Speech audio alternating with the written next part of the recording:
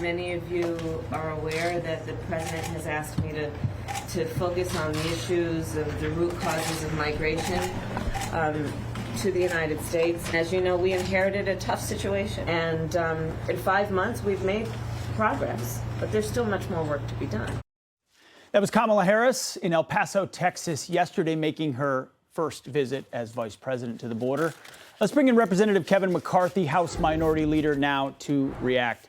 Mr. Minority Leader, thank you so much for being here. So you can take on, what's your make on the location, the timing, and the message of the vice president yesterday? Well, it seemed like she spent more time at the airport than she spent at the border. But to literally say that they inherited a problem and they made progress, none of those facts play out. You have a border that was secure. You have a new administration that changed executive orders and invited people to rush the border illegally. Now in May, we had 180,000 encounters. That was a 21-year record of illegal crossings. For the last 3 months, it has increased. The time that the president asked the vice president to take on this job, 500,000 illegal individuals came across this border, were encountered. Those are the only people we were able to encounter. Think of there's going to be more than 1 million individuals that get through here that we don't encounter from more than 160 countries. And what's worse, Pete, you would understand this. We are catching people who are on the terrorist watch list from Yemen. Well, if it's open for some, it's open for all. And why, if she's in charge of root causes, which is what she says, how she characterizes it, why go to El Paso, where most of the illegal crossings are coming from Mexico, as opposed to, say, McAllen, where you're seeing it from Central America? I mean, was any of this about getting to the truth of what's actually happening?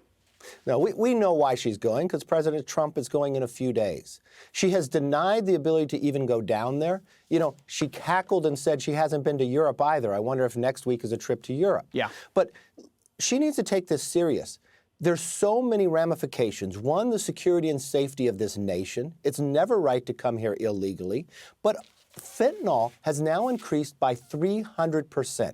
And that's not just affecting border cities. Every city in America is now having people die from the fentanyl that is being brought into this country because of the border, the cartels that are overtaking these cities.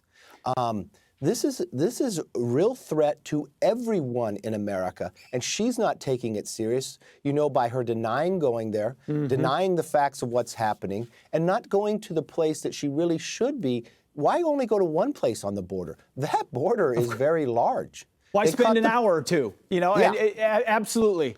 So many questions. I got to get your take on one other topic, though, Mr. Minority Leader. You know, COVID-19 showed how much of our scientific community is compromised by the communist Chinese, by global institutions. Well, now we've got another example from corporate America.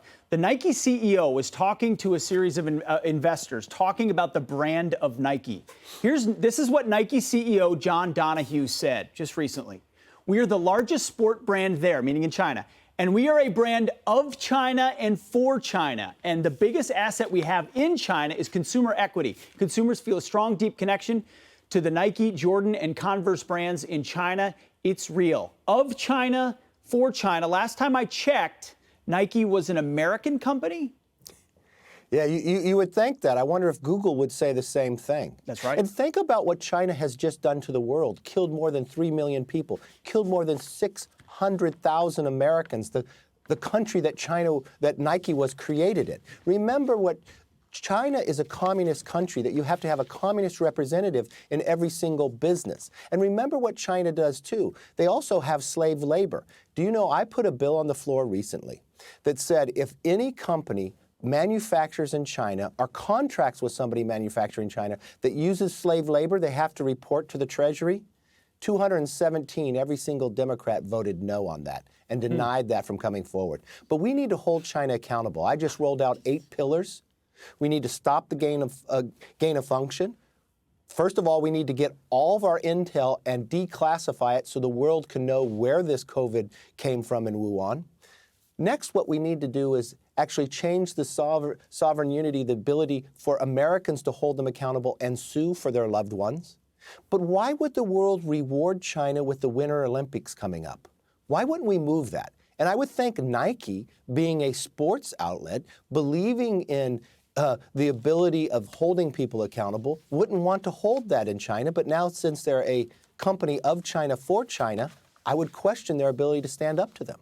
Yeah, of course, they have no problem with it. It's just amazing to me that an entire political party in this country appears to be completely unwilling to take on the single greatest threat to humanity, which is the Communist Chinese and their ambitions in the coming century.